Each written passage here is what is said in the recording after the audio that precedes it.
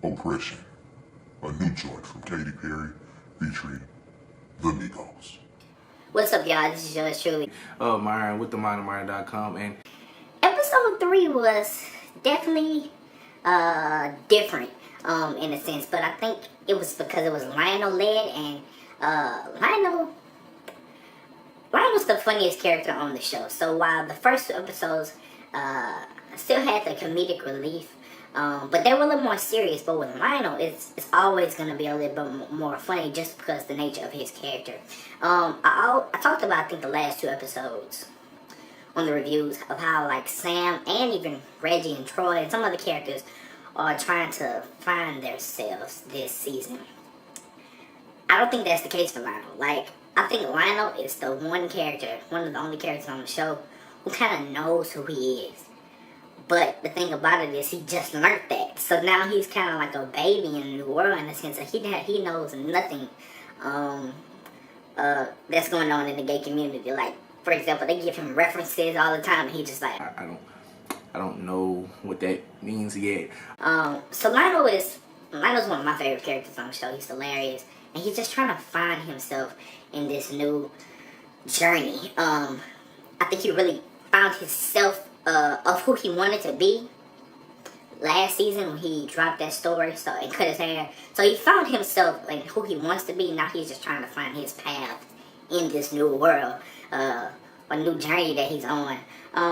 So Lionel is deciding to go out for Pride Night. It's a couple of things I took from this episode. Now, the last few reviews I kind of went through the episode, but it's a couple major points I want to touch on. First things first, I want to say that it was a bit cringe-worthy seeing Lionel, just kind of fiending for the attention of this one person who we can clearly see from the jump wasn't feeling his Dougie. But again, what I like about the white people is it's a lot of these situations we have been in, or we know somebody who's been in our circle. So I think that's cool, because in some cases with Troy, some cases with Lionel, because Troy was trying to help Lionel out, but I'll get to Troy in a second. Lionel, you tried your hardest, man. The dude just wasn't really feeling you like that. And I think, I want to say this in my statement. Don't take, I wrote it down, let me make sure I got it right. Don't mistake a moment for a miracle. I repeat, don't mistake a moment for a miracle. Lionel had this dream scenario. He got kissed right after his speech. He thought that moment was about to become his dream. Like, he was going to be in a relationship, probably get something for the first time, because clearly he hinted at himself being a virgin. And from Lionel's operators, we can tell it's probably true. He thought that moment was going to be a miracle. And I can say in my life that in different situations, I thought, like, having a moment with someone, like, it was a real good moment. So you think, like, shoot, like, you start, like, your head started going, like, it really could be something. And sometimes for the other person, it's really just a moment, and it's not thought into anything after that. So we gotta, Lionel and ourselves, we gotta learn how to figure out how to differentiate moments and miracles, because they're different, and we don't want to get our heart broke dealing with these moments when we need to be trying to get these miracles. Could have used a better word than miracle, but whatever. Anyways, so yeah. Also, I'll say this too. What Lionel messed up from jump is that you can't really try to build something with somebody that you've done wrong. Like, it's hard to build something with somebody you've done wrong. And in a sense, it wasn't his fault. He broke the story, man. He had to break the story.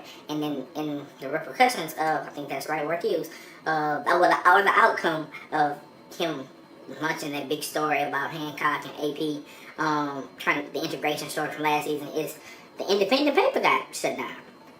And his guy, what's his name? I don't want to say his name, but Gabe.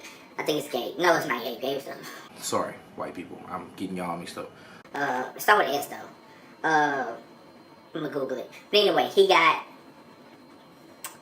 he kind of, by him breaking the story, though it was a good thing, he still messed up this man's kind of future in a sense. So, I mean, it's hard to, want to build something with somebody that, I mean, even though Lionel didn't mean to, he still did it. So, that probably was never going to work from the jump. Got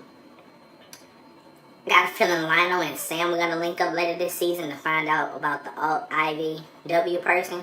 I saw that connection when they were in the studio with each other. I think Lionel, in a sense, this whole episode is him just trying to find out where he fits in this new community. Because clearly, as we saw throughout the episode, there's different types of people in the gay world. So different cliques, different everything. So I think he's trying to figure out where he fits in. And I don't think none of the people or the parties he went to he fit in with until he met the guy Wesley at the end of the episode. Let's talk about Troy. A lot of y'all should take advice from Troy.